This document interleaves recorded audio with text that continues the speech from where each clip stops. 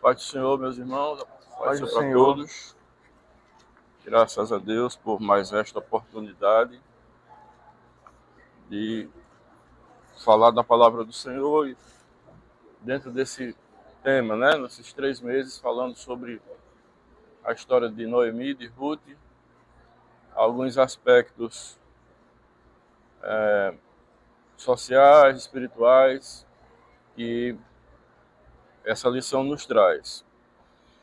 E hoje, especificamente, eu quero dividir essa aula em duas partes. Primeiro, seguir o roteiro do doutrinador, os aspectos que são abordados na lição, algumas lições práticas ainda para o dia de hoje, dessa história, e depois umas questões atuais que têm surgido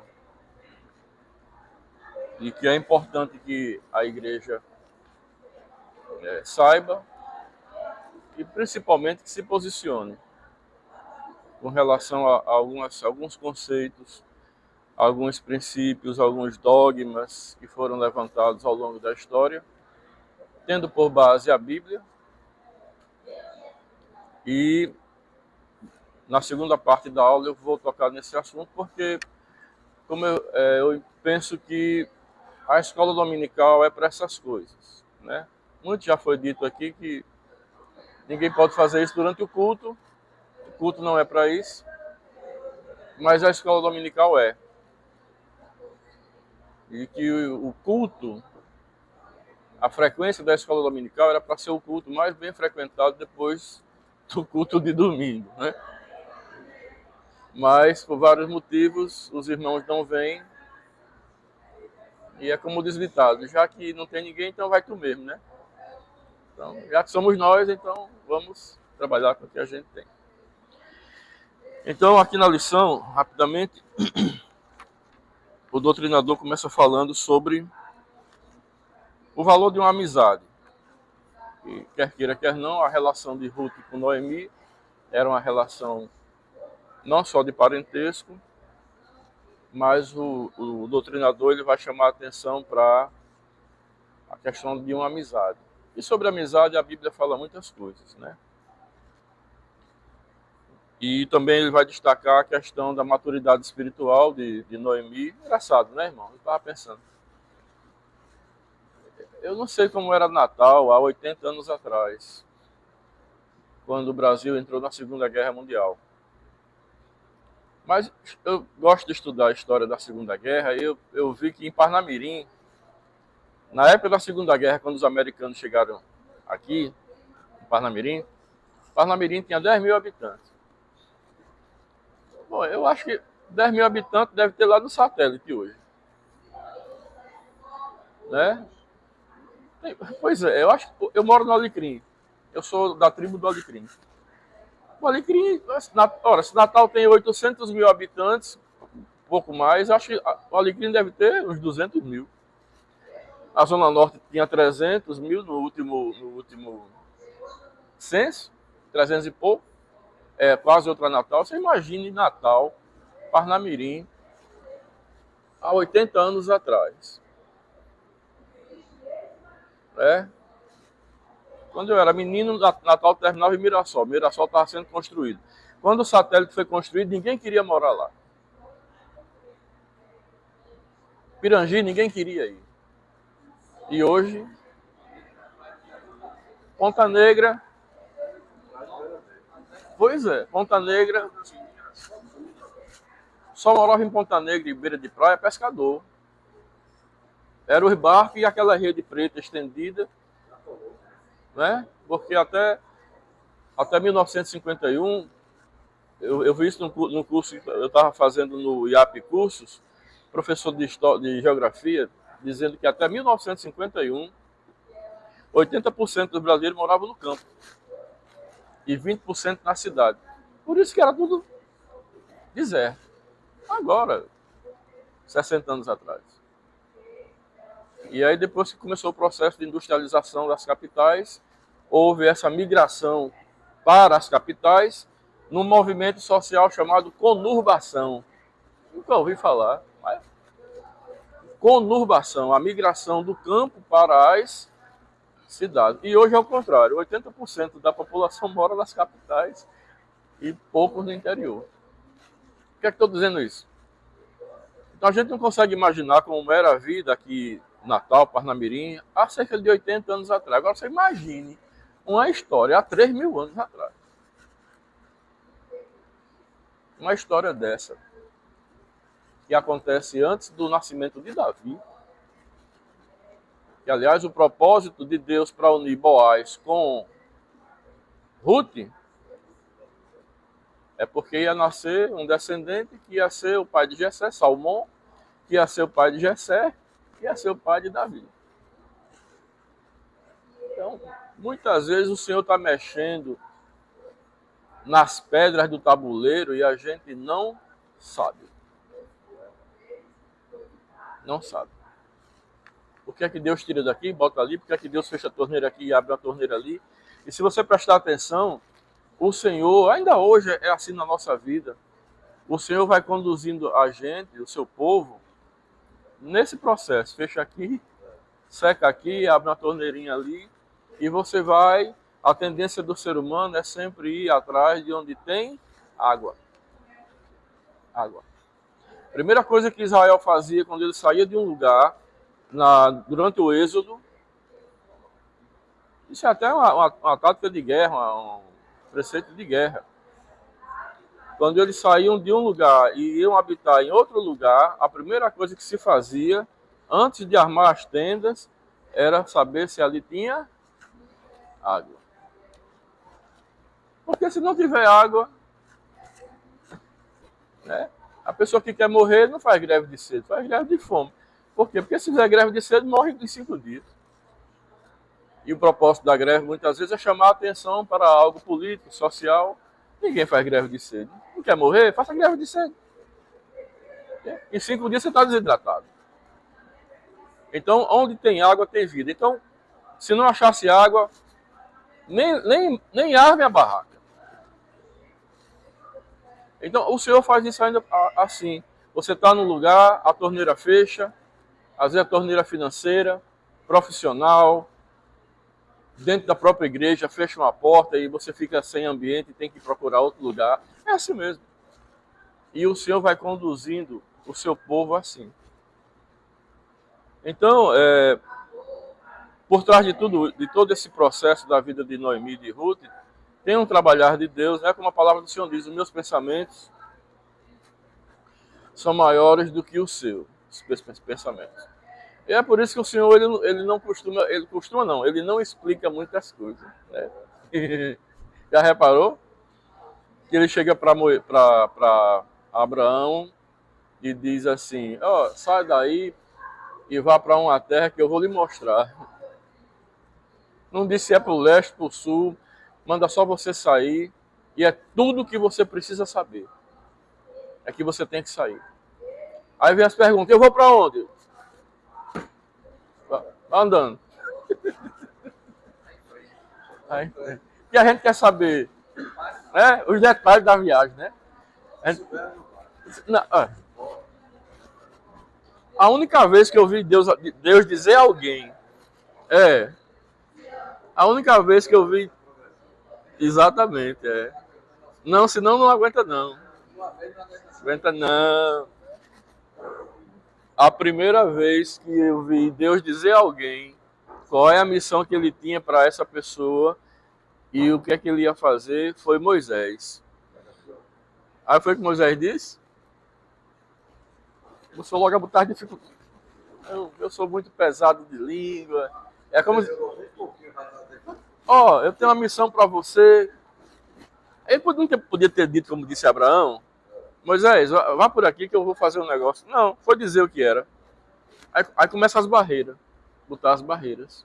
Não, eu sou pesado de língua. E aí começa, porque para Deus não tem argumento, né?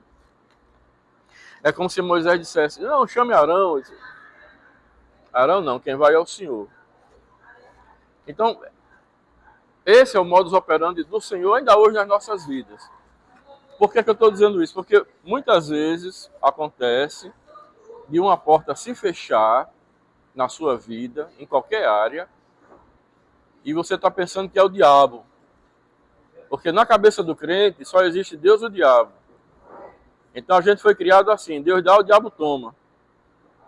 Se você recebeu, foi Deus que deu, se você perdeu, que o diabo tomou.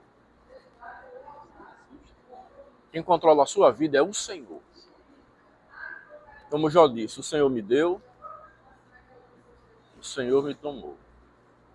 E vou dizer mais, se o diabo fizer alguma coisa, vai fazer debaixo de ordem. Não vai chegar na sua vida, nunca vai chegar na sua vida e bagunçar a sua vida. Porque todo mundo aqui, nós temos um dono. Nós somos ovelhas do Senhor. Então parta desse princípio. E pode olhar a história pregressa. Antes dos fatos de Jó, houve todo uma reunião, que não é reunião, é outra coisa, mas houve todo um processo espiritual dizendo que Jó estaria entregue só não tirasse a vida dele. E tudo que aconteceu com Jó, apesar de ser desastroso, mas foi dentro de um propósito. Então o Senhor tem esses caminhos meio estranhos, e é bom que a gente não saiba mesmo. Então ele foi dizer a Moisés, aí quando se o Senhor chegar para você, ele disser, pastor Ives, tem um negócio para você. Você vai passar por um processo muito difícil, doloroso. Você vai pedir a morte nesse processo. Mas depois disso vai aparecer na sua conta 10 milhões de reais. Mas você vai passar por isso. Qual é a sua tendência natural? Quero não. Pode ser para ficar milionário, para mexer na minha alma, no meu coração. Quero não. Basicamente foi o que Moisés disse. Não, chame Arão. Não, você vai.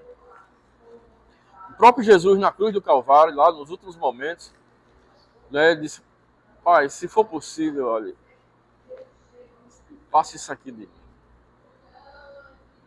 Porque era a primeira vez que o Senhor ia ser Jesus, ia ser separado. E morte é separação. A vida depois da morte, mas uma vida separada. Então, o problema, a questão de Jesus não era bem o fato que ele ia fazer lá dentro da morte. Ele tinha que resolver os problemas dentro do reino da morte. Mas é porque pela primeira vez ele ia ser separado do Pai. Né? A gente sabe como é terrível quando uma criança se perde dos pais no shopping. Quem já ficou perdido, meu Deus do céu, é muito ruim. É muito ruim. Eu fiz isso com meu filho uma vez, que era muito medonho, no shopping, não ficava perto nem quieto. Aí eu fui, deixei ele e me escondi. Atrás de uma coluna. Quando ele procurou, que não viu, me viu, nem viu a mãe. Eu já tive perdido, irmão, é muito ruim. Você olha para as pessoas tentando identificar um rosto conhecido e não tem ninguém conhecido. Como é ruim estar perdido e estar separado dos pais. Então, imagina uma história dessa 3.000 anos atrás, mas apesar de serem pessoas que viviam da atividade da agricultura, naquela época não tinha pizza, chocolate, não tinha energia elétrica, não tinha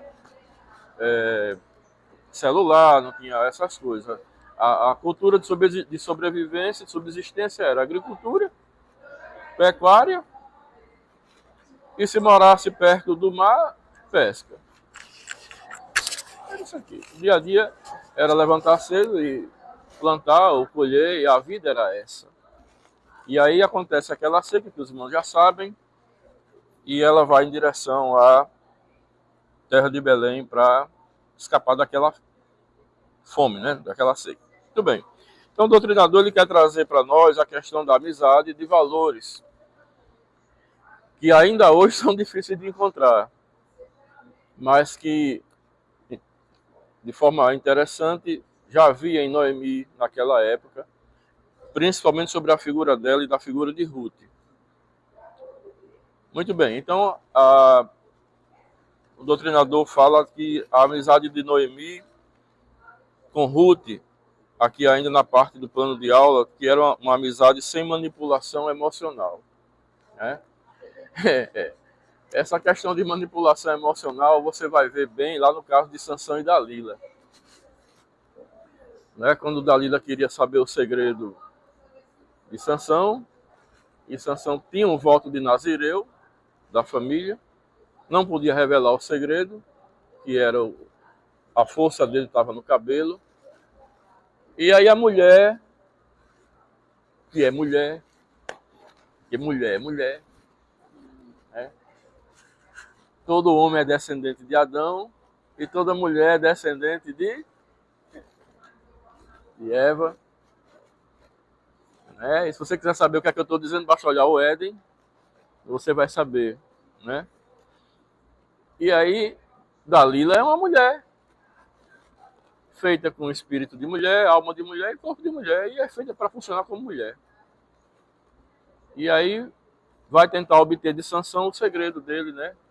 Pelas vias normais, pelos argumentos lógicos. E você sabe que o homem não cede. Mas tem uma coisa que o homem cede. A tal da chantagem emocional. Ela diz, você não me ama. Se você me amasse, você revelaria o seu segredo. E aí o homem fica, oh, eu amo, não, você não me ama. E aquela conversa e chantagem emocional. Se você não ficar comigo, eu vou me matar.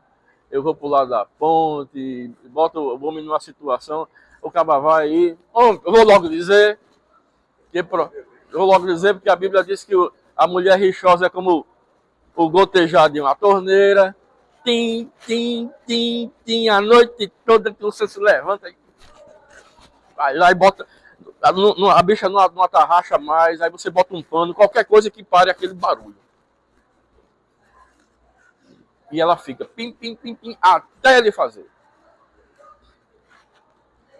Chantagem emocional, que é o que o doutrinador está falando, que Noemi tinha inteligência emocional.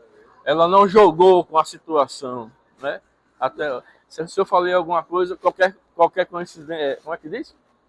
Qualquer semelhança é mera coincidência. Não falei nada, não estou dizendo nada. Mas Noemi era uma mulher sábia. Era uma mulher sábia, não usou de chantagem emocional, nem... Ele não usa a palavra chantagem emocional, mas sim de manipulação emocional, que eu acho que na prática é trocar 6 por meia dúzia. Né? Quando você usa as amizades para proveito próprio, inclusive dentro do casamento. Quando você vai para uma relação buscando os seus interesses e não o interesse do outro. Isso é uma forma de egoísmo. E também prejudica qualquer forma de relacionamento. Aí eu disse uma vez que eu já citei aqui que eu era representante de remédio. Fui representante de remédio muitos anos. E, meu Deus, como eu tinha amigo. Era tanto amigo da minha casa, pedindo amostra grátis. E a gente recebia amostra grátis, né? E eu era representante de medicamento também, anticoncepcional. Então eu tinha um amigo, Candidato para vereador, você ganhava. Ganhar? Não. Tem um deputado hoje, não vou dizer o nome, crente, médico, a mulher também é médica. O nome dele começa com A, tem um B no meio e termina com T. Pronto. Quando eu não. Nessa época eu era da Vitória Cristã, do pastor Geraldo Foster, e hoje está na direção do pastor Elian Moreira. E ele era um estudante de medicina. E toda segunda-feira, depois do culto, ele passava na minha casa porque ele fazia residência no interior. E passava na minha casa para pegar o quê? Amostra grátis. Remédio para anemia, para verme. Olha, você quer um negócio melhor para ser uma plataforma eleitoral do que remédio para verme, para anemia e para não engravidar as mulheres. Ele ia para o interior fazer a residência dele, mas já preparando o terreno para uma futura candidatura a vereador. Ah, eu dei muita amostra grátis. Aí, muitos anos depois, eu fiquei desempregado, fui atrás dele. Recebi um sim ou não? Até hoje. Até hoje. Certo? Vocês sabem quem é. É. Então, depois que eu fiquei desempregado, que eu perdi meu emprego, esse meu amigo, é meu amigo hoje, eu gosto dele, não tenho raiva dele, não, porque eu entendi. Mas todo mês ele estava lá em casa. E a gente recebia as amostras grátis, uma vez por mês, para trabalhar o mês todo. Então, quando ia chegando no final do mês, ele dizia: Clei, lembre o anticoncepcional da minha namorada, viu? Porque eu dava o anticoncepcional da namorada dele, né? Para dar namorada. Então, todo mês ele estava na minha porta, era meu amigo. E aí eu fiquei desempregado, 6 anos depois, ainda desempregado, e ele era gerente de um laboratório, já tinha em outro lugar. Surgiu uma vaga e ele sabia que eu estava desempregado. Ele lembrou de mim? Lembrou não. E aí eu vim entender que eles não me queriam. Eles queriam o que eu tinha. Por isso que Paulo diz lá na frente: eu não busco o que é vosso. Eu busco a vós. Eu quero você, não é seu bolso não. Certo? Então, Noemi, a questão de Noemi é essa. Ela tem integridade. Apesar de ser uma pessoa de 3.000 anos atrás, não tem nem como imaginar. Uma mulher, a gente sabe, hoje ainda há essa questão do feminismo e das questões com relação às mulheres. E imagine 3.000 anos, o que era uma mulher 3.000 anos atrás. Você vai ver na Bíblia que a mulher só servia para 2 coisas: cuidar da casa e procriar, ter filho. Então a mulher que era estéril era uma vergonha para ela. Inclusive era o motivo do marido pegar ela e devolver para o pai. Pelo menos a viúva não tinha filhos também. Mas se ela não podia ter filho, era um opróbrio, como a Bíblia diz, um opróbrio. Porque mulher boa era mulher que parideira. Por quê? Porque a sociedade ainda estava em construção e foi o que Deus disse: multiplicai e encher a terra. Ele diz isso no Éden e diz isso no pós-dilúvio. Eu quero que vocês façam seres humanos. E o ser humano não vai nascer debaixo de uma pedra. Vai nascer de uma mulher, ela tem que ser fértil. Então, quando a mulher não tinha fértil, era uma vergonha para ela, para a família, para a sociedade. E sociedade que a gente sabe, patriarcal e machista. Né? Então, quando ela estava nessa situação, se ela fosse viúva e não tivesse filhos, não ia ter como sustentar. Aqui é onde nasce a instituição do dízimo.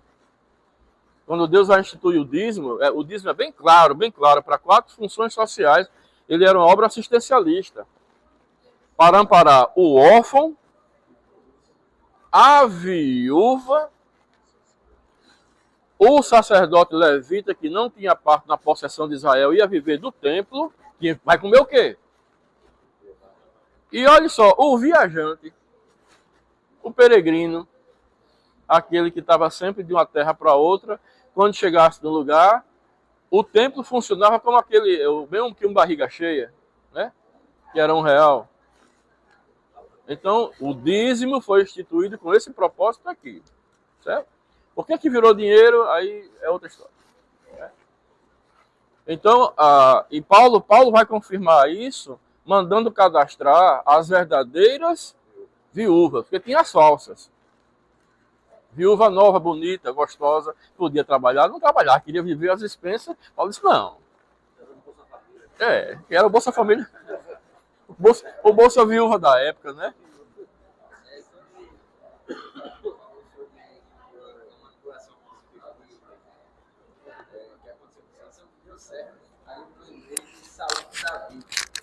E quando ele encontra a voz ouve a voz de Davi na caverna, ele fala em 1 Samuel 24, 16, Saul diz: é isto tua voz, meu filho Davi?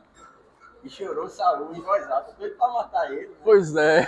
É a tua voz, meu filho. Só que Davi não caiu nessa. Pois é. Então veja só que a lição nos traz outro aspecto, é que a questão da vontade liberal de Ruth em ficar com Noemi também me chamou a atenção, porque, assim, irmãos, nada que é imposto de cima para baixo presta. O ser humano ele foi feito para ser livre. Quando ele se vê preso, de alguma forma, politicamente, militarmente, ou, a gente que é... Meu pai era militar, eu gosto da história da Segunda Guerra, a gente sabe que todo preso de guerra ele tem direito a tentar fugir. Está previsto. Ele tem o direito, se ele vai conseguir ou não, se vão matar ele ou não, mas ele tem o direito de tentar fugir, porque ninguém nasceu para ser preso. Ninguém. E outra coisa, ninguém serve a Deus obrigado. Alguém aqui está obrigado a servir a Deus? A palavra de Deus diz que o amor de Cristo nos constrange. A gente serve ao Senhor de boa mente, mas não forçado, porque nada forçado presta. Então, Ruth apresenta esses sinais também. Ela voluntariamente, a outra concunhada, né, no caso, a órfã, beijou Noemi e voltou para a terra dela. Mas Ruth voluntariamente, presta atenção a isso aqui. Essa questão do voluntariado, inclusive, é o que vai definir a questão das ofertas lá em Coríntios. Quando Paulo manda uma carta aos macedônios, avisando que vai uma turma de irmãos para lá, de missionários. Paulo já tinha ido à Macedônia, já sabia que os irmãos eram generosos, porque parece que o povo era miserável naquela época. Tinha os miseráveis, mas tinha os generosos. E aí Paulo já sabia que os macedônios eram generosos e mandou como ia esses irmãos em caravana, Paulo mandou logo uma carta na frente dizendo: olha, eu estou indo para aí, uns irmãos que vivem da obra, são pessoas, querem dizer, são missionários, eles não trabalham, e eles vão para aí, recebam a eles, aí como vocês me receberam, e eu já falei para eles da generosidade de vocês. Então, para que eu não passe uma vergonha, pelo amor de Deus, prepara uma oferta boa para eu não passar vergonha aqui. Aí é quando ele diz: mas cada um contribua segundo o propósito do seu coração. Não por força, não por obrigação, porque Deus abençoa aquele que dá deliberadamente. Certo? É a lei do voluntariado que você já vê também em Ruth. Na hora que ela decide, apesar das circunstâncias, né? São mulheres que, apesar das circunstâncias, elas conseguem perceber e persistir, né? Aí tem umas características da mulher que o doutrinador vai falar aqui, que realmente a mulher tem atributos e elementos espirituais que o homem não tem. O povo diz que mulher enverga, mas não quebra, né? Enverga, mas não quebra. Então, realmente, nós, estruturalmente falando, nós temos mais força física. Tem toda até mesmo na estrutura, né? Eu vi uma pesquisa dizendo que os dois hemisférios do cérebro do homem são mais próximos do que o da mulher. E isso justifica por que o homem pensa rápido e por que a mulher é mais analítica. Eu não sei se os irmãos passam pelo mesmo problema que eu, mas eu, quando vou comprar uma camisa ou uma calça, se eu passar 10 minutos na loja, é muito. Porque eu vou no setor e digo: eu quero essa calça aqui. Só tenho o trabalho de testar e ver se está bom o tamanho. Pronto. Ou a camisa, pronto, essa aqui, quanto é, paga, tchau. Agora, vá uma mulher comprar uma saia, o que for. Se ela for só, glória a Deus. Mas se ela for com você, você vai ficar sentado. E às vezes na Riachuelo não tem onde sentar. Aí você fica escorado nas gôndolas.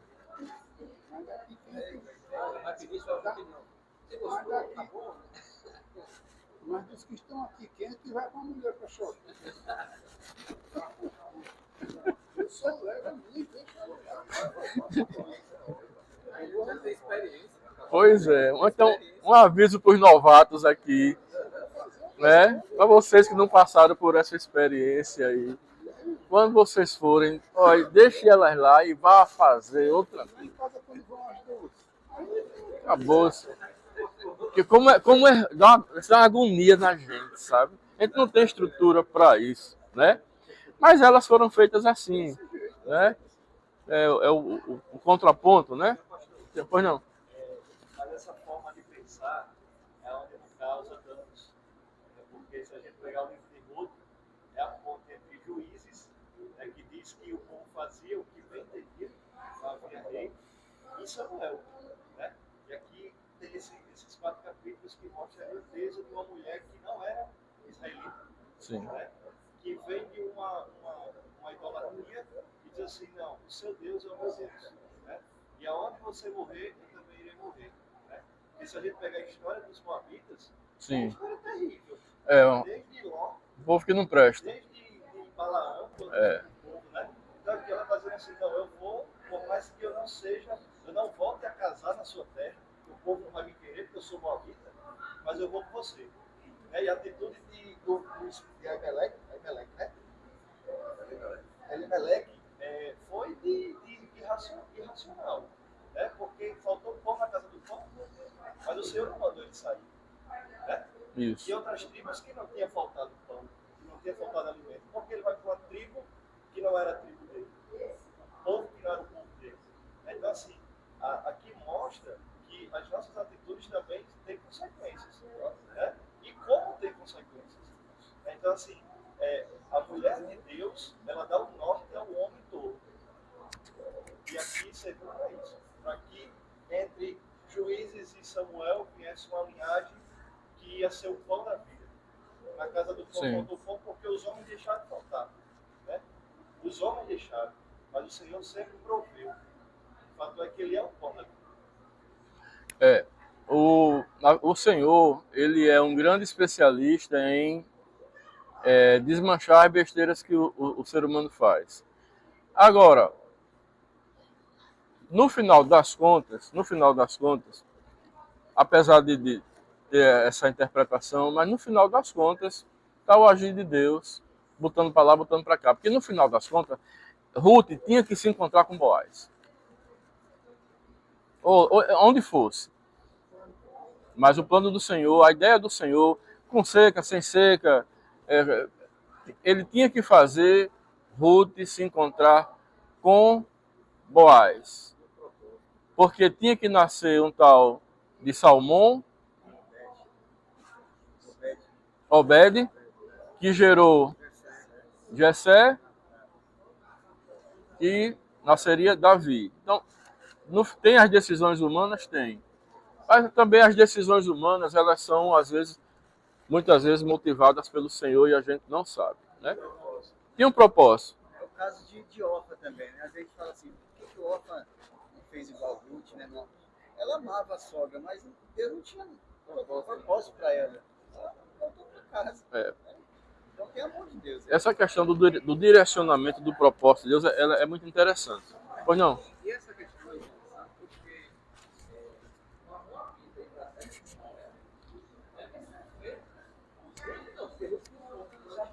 mas ela ia sofrer. Pois não. Já está escrito no DNA de Judá. Pegou Tamar, aí depois fez Salmão, quiser que só escolhe isso assim.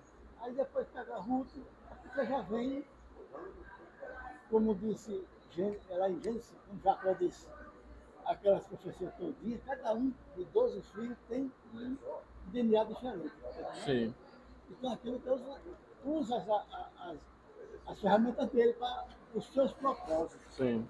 Entendeu? Então, essa questão do direcionamento que a gente está falando, quando... Pois não, desculpe. Pois não. Porque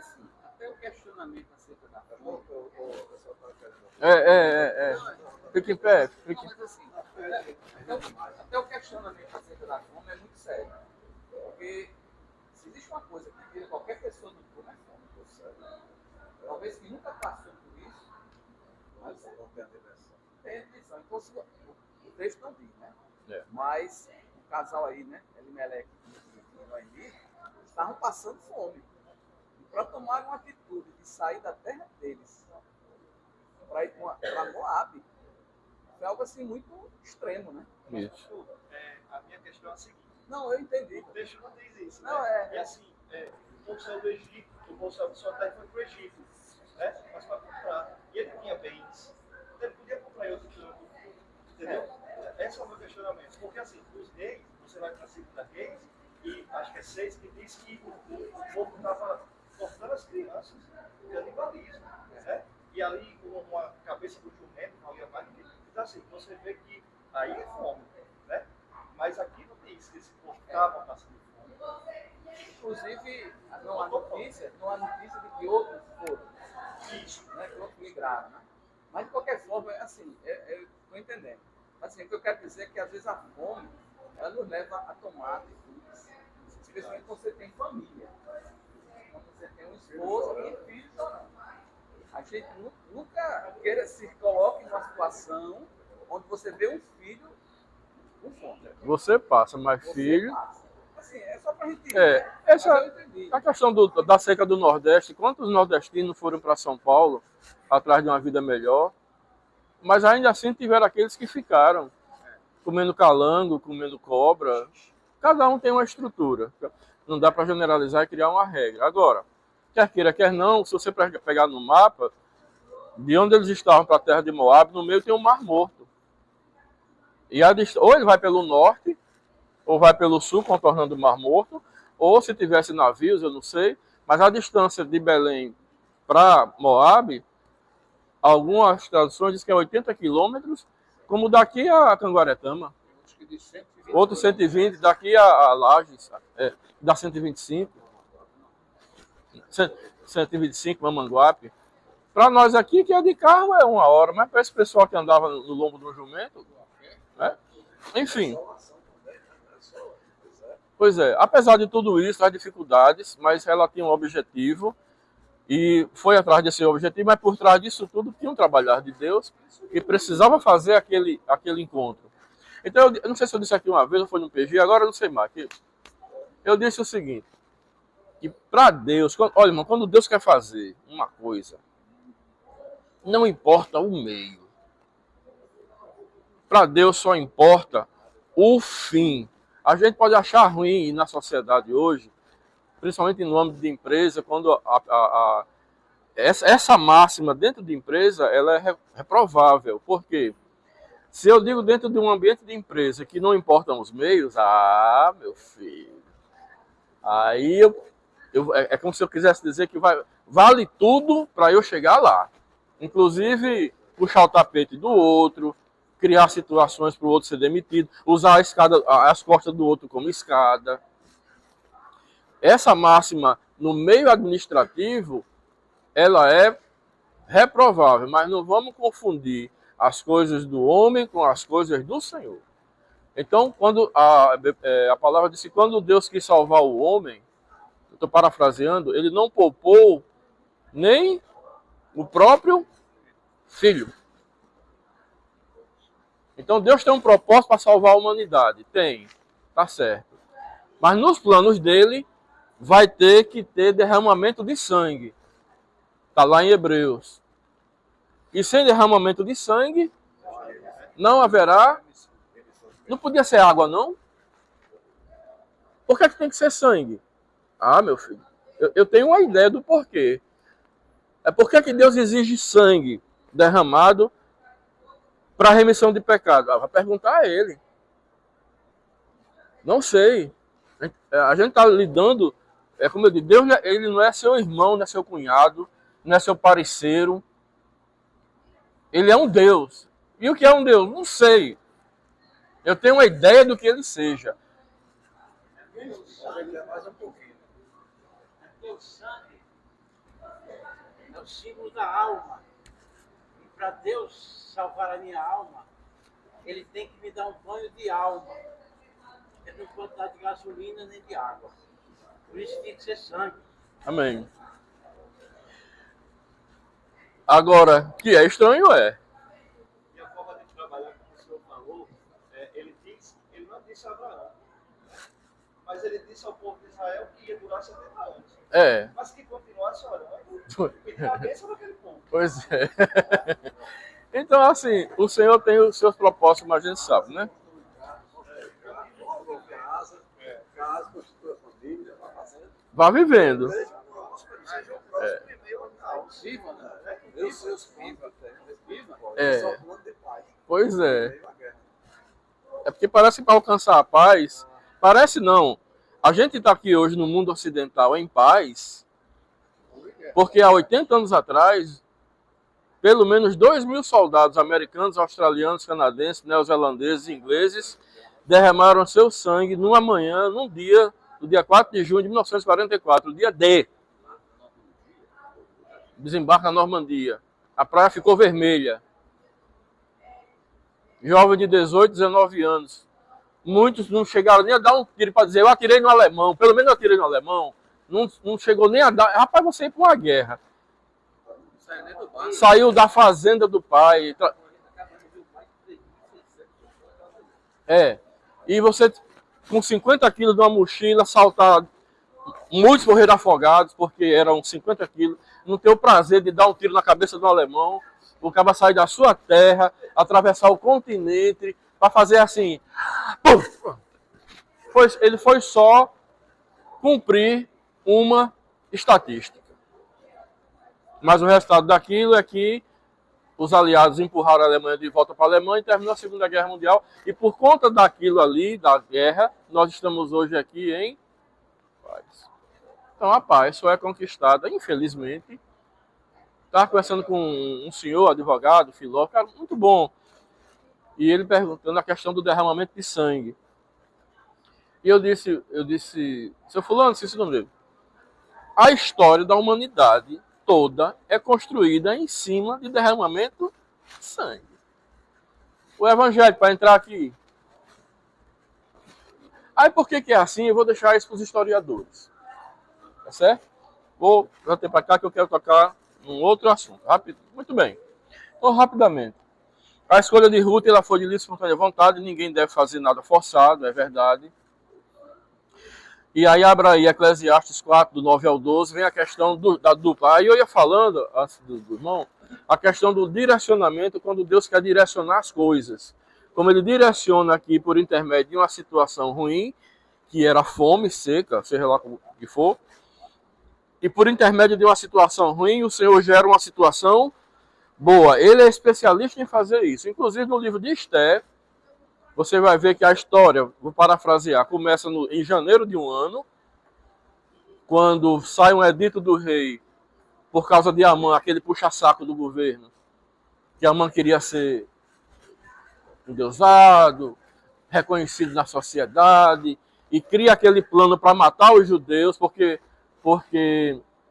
o judeu paralítico, o nome dele, o tio de Esther, Mardoqueu, não prestava continência para ele, não puxava o saco dele, e ele criou toda essa celeuma para fazer o rei baixar um edito para que em dezembro daquele ano os judeus estivessem todos mortos. Aí é onde Deus chega, pega Esther, olha só, que ninguém fala. Assuero era casado com Vasti.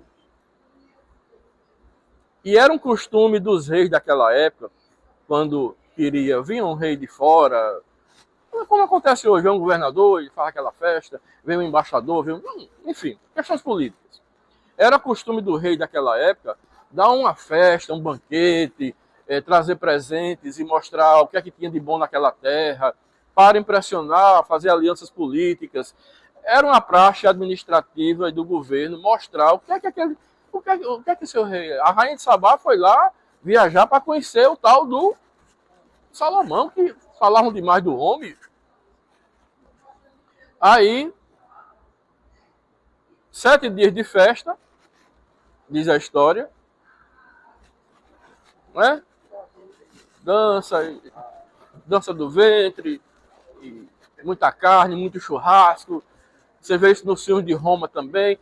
E o reizão lá, aí no último dia, aí é como se o rei dissesse, agora eu vou mostrar a minha mulher.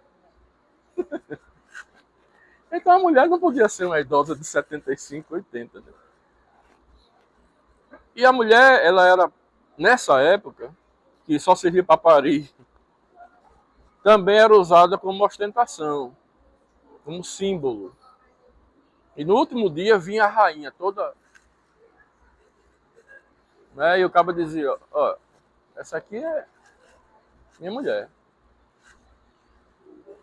Não está escrito assim, mas parece que Vasti, ela se encheu disso.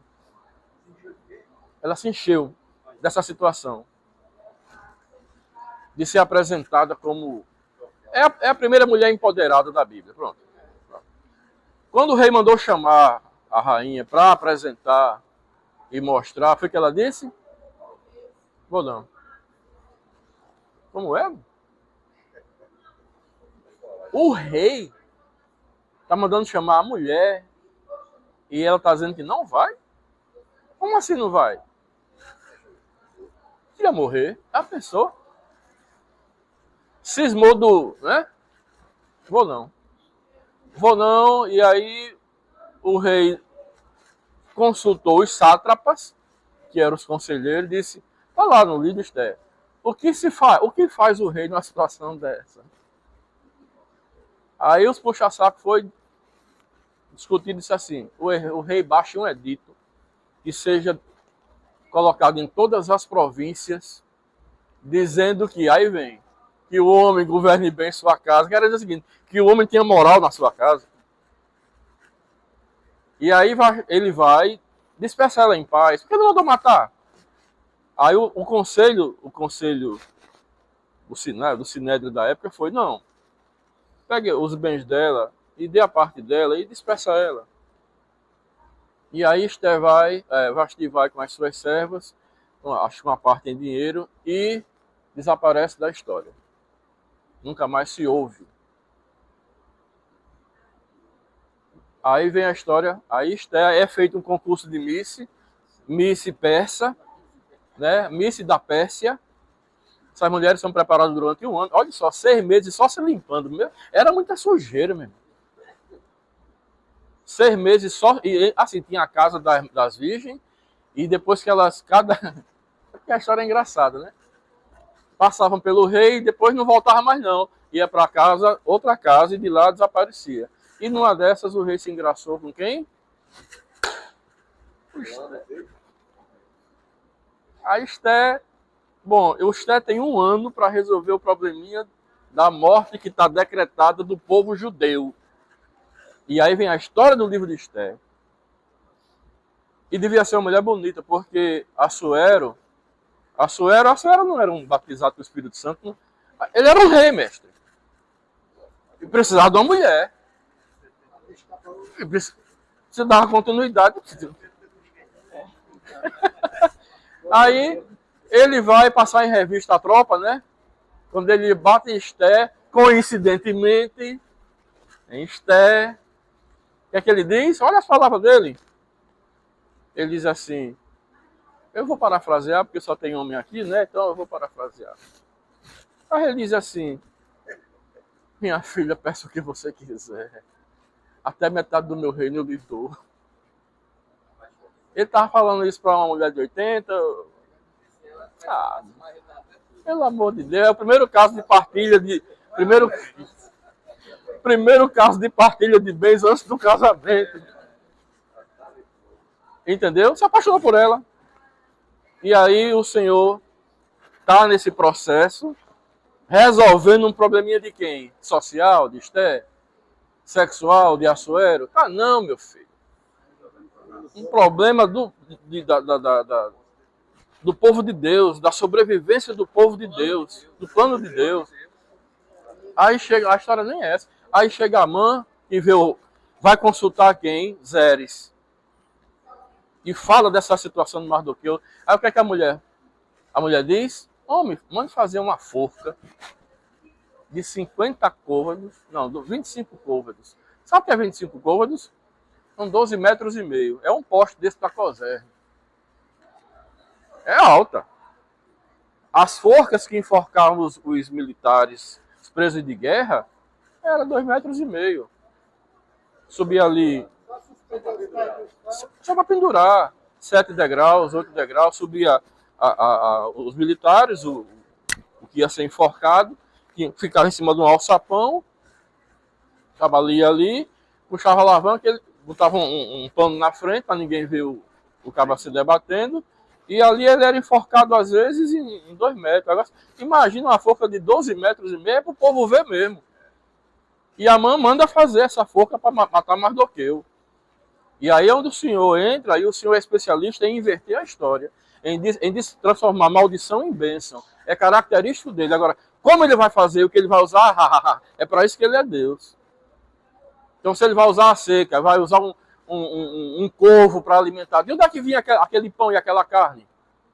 No deserto, para alimentar Elias. Eu sei lá, meu amigo. Mas veio da mesa de alguém. Porque pão não nasce em árvore. E carne não nasce debaixo das pedras. Pois é. Então... Pois é, que era mais próximo. Mas o fato é que... Qual era o fato? Eu tenho um servo meu que está com fome. Eu vou resolver essa fome. Está lá em Números 11. O povo cansado de comer maná, gramínea, maná. Ninguém quer mais maná, não. A gente agora quer carne. É o sindicato da época. Aí, coitado dele, eu tenho pena de Moisés. Aí Moisés já estava por aqui. Aí, lá vai o pastor, né? Falar com o dono dos porcos, né? Aí tá lá. Ó, Senhor, o povo quer comer carne. Pois é. Aí é como se Deus não tivesse vendo. Parece que Deus às vezes não está vendo nada, ele está vendo tudo. Aí o Senhor diz, Números 11, para quem quiser ler, diz assim: o povo quer carne, né? Tá. Pois diga ao povo que eles vão comer carne. Aí Moisés disse, Moisés não esperava nunca por uma resposta dessa. Aí Moisés disse, como é? 600 mil homens de pé estão perante mim e o Senhor vai dizer, está dizendo que vai dar carne a esse povo. Aí vem quando o crente quer ensinar Deus a fazer as coisas, né? Né? O Senhor vai matar os bois da terra tudinho. Crente querendo ensinar o Senhor a fazer as coisas. Não tinha JBS na época, não tinha Friboi. Aí aquela pergunta que o crente não deve fazer, mas faz, inclusive eu. Como é que o Senhor vai fazer isso? Aí o como pertence ao Senhor. E Deus não diz, Deus só diz assim, Moisés, ter-se-ia encurtado o braço do Senhor? Será que eu perdi meu poder? Pois vocês vão ver agora mesmo. Eles vão comer carne, mas não é um dia, nem 2, nem 3, não. Vão comer 30. Olha só. Vão comer 30 e vão comer até botar pelo nariz. Olha. Meu amigo, que é para matar assim. Já era ruim entender 600 mil homens de onde vinham os boi. E ainda vão comer 30 dias, vai botar pelo nariz, tudo empanzinado. Aí vem o milagre. Vem um vento do norte, que eu não sei como é que o vento obedece, mas obedece. E traz as codornizes. E assim, para não já caírem assadas, prontas, depenadas, já caíram mortas, pelo menos, para ter ao menos o trabalho de apanhar, para não... Vá correr atrás de uma codorniz, de uma ave, passar o dia correndo para pegar uma galinha. Você não pega uma galinha no seu quintal? Imagine uma ruma de codorniz correndo e o povo doido para caçar. Não, é para evitar isso, já caíram mortas. Pronto, era só pegar, tirar as penas e assar. Pronto. Não queriam comer carne? Né? Pronto. Aí, quer dizer a palavra, quando a carne estava nos dentes, o Senhor feriu um bocado lá e matou. Vírgula. Porque rejeitaram o alimento que Deus tinha dado. Ninguém faz isso com o Senhor, não. Você pode estar ganhando... eu só ganho um salário mínimo, você vai agradecer pelo salário mínimo. Porque se não for fiel no pouco, no muito não vai. Se você não é fiel no que você vê, também não é fiel no que não vê.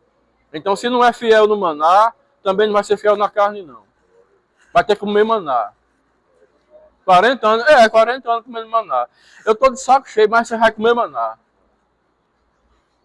Ele é assim. Voltando à questão do direcionamento. Quando Paulo ia com a carta prender os crentes para jogar na arena, lá em Atos, que ele cai do cavalo, né? Quando ele cai do cavalo na estrada de Damasco, o que é que acontece? Ele ouve uma voz. A voz dizia o quê? Mas ele ia com uma guarda, porque ele não andava só. Ele ia com o bope da época. Só que os soldados ouviram o quê? Não, o clarão foi Paulo que viu que ele ficou cego. Mas os soldados que estavam do lado ouviram o quê? Um trovão. Engraçado, né? Você está ali 5 pessoas, 8 pessoas, uma ouve a voz, mas quem está do lado só ouviu um trovão. Não, eu ouvi um trovão. Porque quando o Senhor quer direcionar a palavra ou uma visão, é só para você. Quem está do lado, lá no Monte da Transfiguração, quando o Senhor abre a janela e aparece quem? Moisés e Elias. Quem é que mais vê eles dois? Pedro. Certo? Quem estava embaixo não viu. Por quê? Porque não interessa. Tem coisas que o Senhor vai dizer ao homem que não interessa à esposa. Não interessa. E tem coisas que o Senhor vai ministrar para a mulher que não interessa ao marido. Então, o Senhor, ele direciona a fala e as visões. Os soldados viram um clarão e ouviram um trovão, mas Paulo ouviu uma voz. Que só interessava a ele. Então, nessa visão aqui do Monte da Transfiguração, o Senhor abriu a janelinha para Pedro e para quem estava perto, mas se quisesse, também não teria aberto. Teria aberto só aquela janelinha para Jesus. Uma das coisas que a gente há essa discussão eterna, né, entre Calvino e Arminio, né?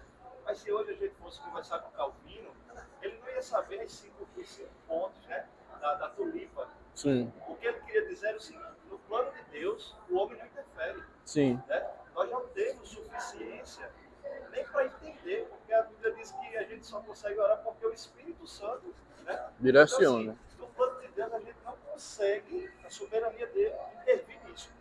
E o que eu vejo aqui nesses fatos é que o Senhor está dizendo assim, para alguém específico, né, como a pesca milagrosa. Foi para falar de fé, foi para falar de peixe, mas foi para falar da natureza de Jesus como Deus. Poder né? de Deus. Então, assim, quando a gente passa a ver as Escrituras nessa ótica, a gente percebe que Deus ele se manifesta para quê? Para que nós nos rendamos a Ele. Na verdade, eu vou usar um termo aqui meio errado. Deus, o Senhor, Deus, a pessoa do Deus, o Deus Jeová, ele é aquele camarada meio que exibido, sabe? Meio exibidão. Você vê isso na fala, diz assim: eu sou Deus e fora de mim não há outro. Eu sou o que sou. Eu sou tal. Eu faço e aconteço. É dele. Ele quer ser dado a conhecer ao povo que há um Deus criador, que fez isso aqui tudo, que ele é um Deus bom, misericordioso. E precisa que a igreja fale.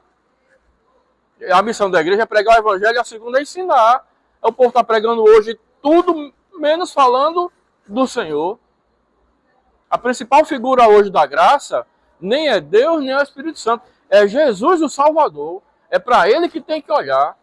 É para ele que a humanidade tem que olhar, porque ele é o autor e consumador da fé. Tem que pregar esse homem. E não está tergiversando e pregando coisas acessórias, sabe? Tirando a igreja do foco, da missão principal. Enfim, por isso que eu disse outra vez, para Deus não importa os meios. E aí sai uma Vasti de cena, se perde na história, ninguém fala mais sobre ela, vem Esther, e por intermédio dela o Senhor salva a nação de Israel, que era isso que ele queria. Aí se vai entrar Esther, se vai entrar o corvo, se vai, não importa. Para Deus o meio não importa. O que importa é aquela questão do cego. O cego foi curado, o cara desde nascença, e aí vai os fariseus querendo resposta. Porque o fariseu ele quer resposta. Foi o pai e diz assim, você era aquele cego?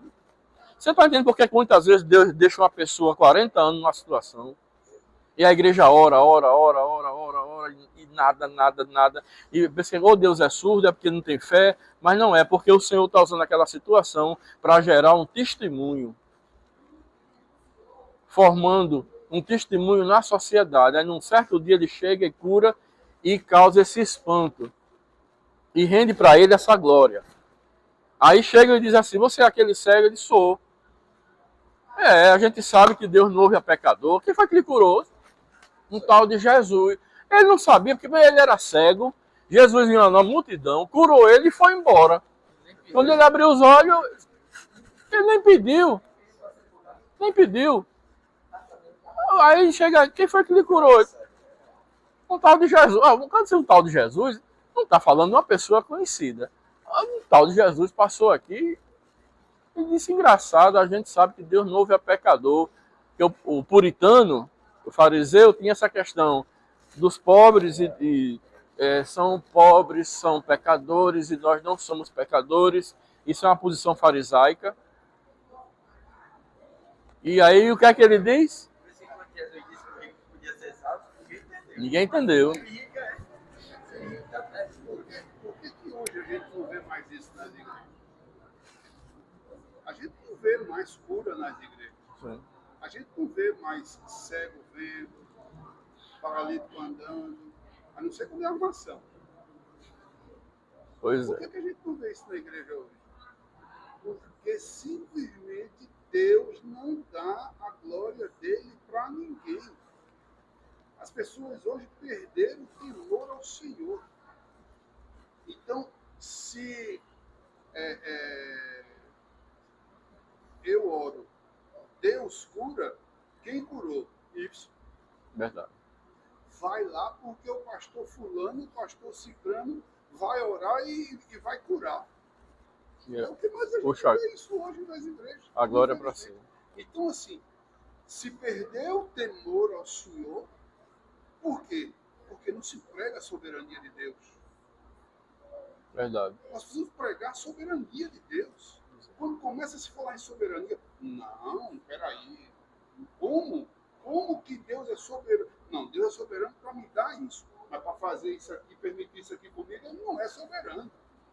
Ele é soberano para me dar prosperidade, mas para fechar a torneira para mim, ele não é soberano. Foi o diabo que fez. Como? Se o próprio diabo, quando o Senhor disse assim, vai, não, peraí, eu posso entrar no corpo, o Senhor deixa, vá. O próprio diabo pede autorização ao Senhor, pediu autorização ao Senhor para tocar em Jó. Muito bom, verdade. E Verdade. Deus ainda disse, olha, você pode mexer em tudo que ele tem. Agora, na vida dele, negativo. Cadê o poder do diabo Não tem. de mexer na vida de tocar na vida de Jó? Por quê? Porque a soberania de Deus imperou. Então, hoje, meus amados, o que a gente precisa pregar na igreja é sobre a soberania. Por que que há tanta dificuldade nos lares hoje? Porque a soberania de Deus não foi pregada e porque a soberania do homem sobre o lar, a soberania, vamos entender bem, né? A liderança do homem sobre o lar foi perdida. Por que que na igreja presbiteriana hoje há um movimento grande, feminista, para tornar as coisas do jeito que elas querem? E sempre está barrando os pelos consigo, mas já tem uma coisinha ali se perdendo para abrir mão. Por que que agora é essa ruma de gente aí, essa ruma de mulher? Não. Eu sou.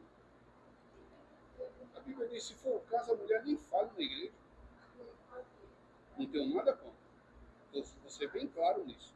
Porque a mulher tem o seu lugar na igreja e é um lugar super importante. Super importante. Aí de nós, se não fosse, né? Aí de nós pastores, se não fossem as mulheres. Né? Mas hoje, infelizmente, aqueles que Deus escolheu para levar a palavra, todos estão pregando sobre a soberania de Deus. Aí você, não, eu posso.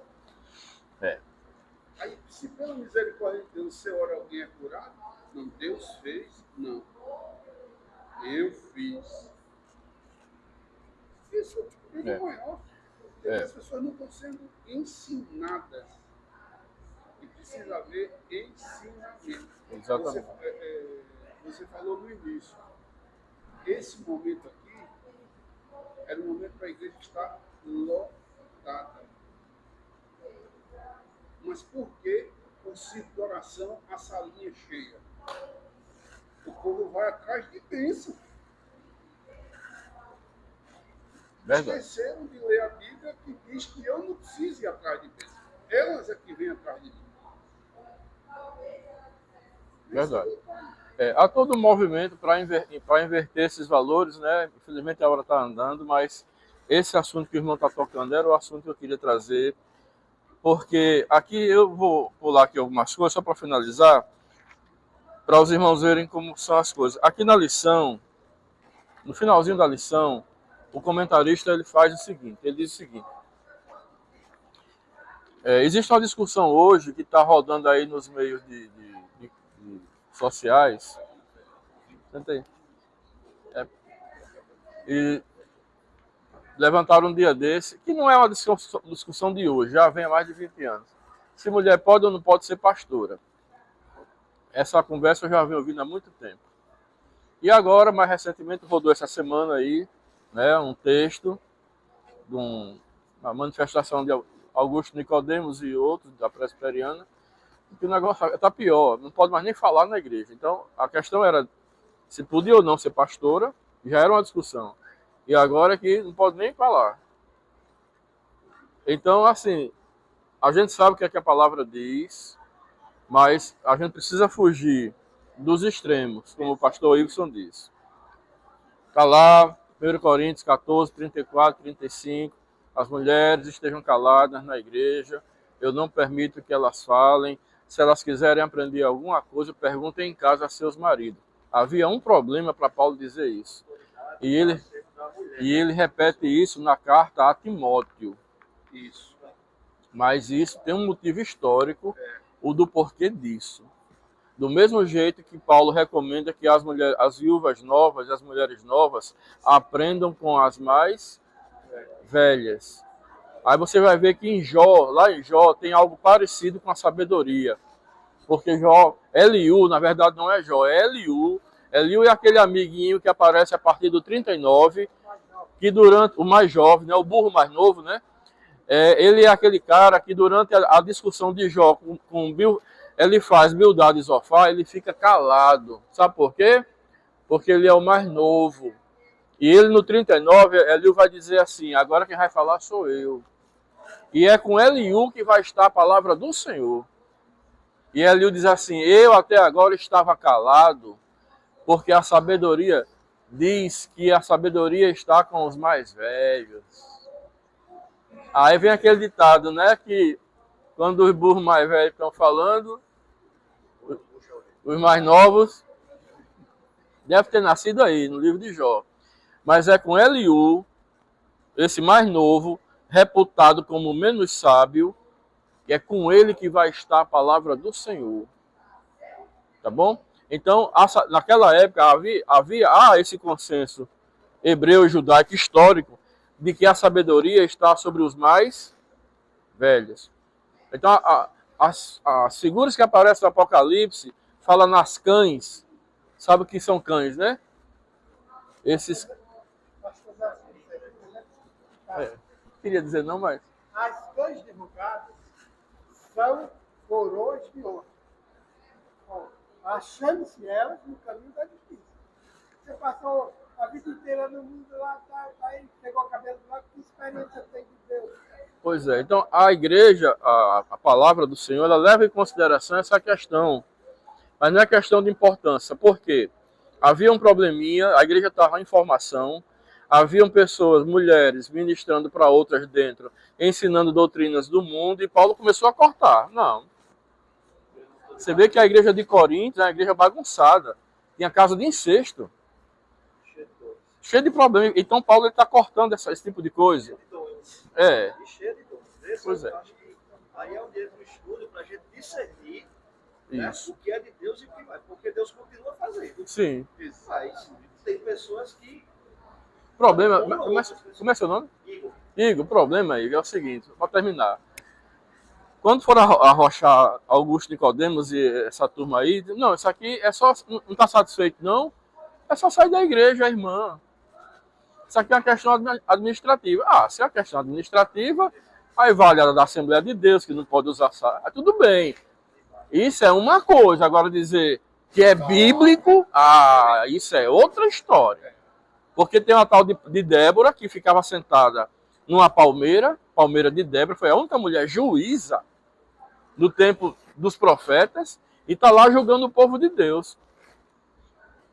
Quebrando meio que esse protocolo só de homem. Então, eu estou falando isso que é para a gente pensar. Pensar, irmão. Quando a Bíblia diz que a mulher se calada, Paulo escreveu aos Coríntios, a carta de Coríntios não é universal, não. Não é uma carta universal. É dirigida só aos Coríntios. Então hoje as mulheres podem falar e gritar. E Paulo não disse isso. A carta de Coríntios não é universal, pode ler. Carta universal de forma, carta aos Coríntios. É. Então nos Coríntios a mulher ficava caladinha, mas na Depaz fala.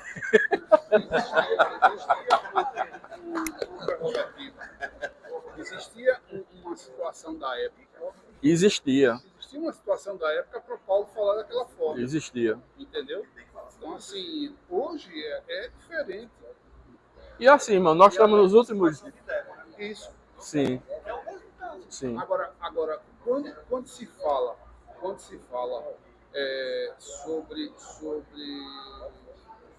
tradição, exemplos, seguir os mais velhos, o que a gente está vendo hoje, certo? São pessoas que, por um motivo ou outro, são consagrados hoje e vamos trazer para nós, quer ser maior do que o pastor Eliseu aqui dentro. Verdade. Quer ter mais voz do que o pastor Eliseu aqui dentro. Não passou 1% do que ele passou. Entendeu? Então, assim, para minha vida pessoal, né, para minha vida, para o meu ministério pastoral, o pastor Eliseu foi um exemplo para mim. E olha que nem dá depois eu era. Entendeu? Mas por quê? Porque eu via as coisas como aconteciam. Como outros pastores que foram exemplo para mim. Então, assim, ou você se espelha na experiência, né, do mais velho e vê se está aqui, ó, porque tem que estar aqui. Verdade. Estando aqui, Tá tudo certo. fazer, é seguir. Entendeu? Por que hoje a gente vê, muitas vezes, nossas congregações não fazem o que a sede faz. Boa pergunta. Não cantam mais os hinos da alma. Ah, não, porque aqui a situação, a coisa diferente. Mudou. Não. Tem que seguir a experiência. Princípio é princípio, né? Tem que está dando certo. Tem que seguir a bênção porque está dando certo. Isso na minha concepção. Entendeu? Então, assim, eu prefiro seguir a experiência que está dando certo dentro da palavra do que o que eu acho, ou o achismo de qualquer outro. Paulo fala sobre que não devemos ser neófitos na fé, mas isso é outra história. Amém? Deus abençoe, obrigado. Fiquem todos na paz.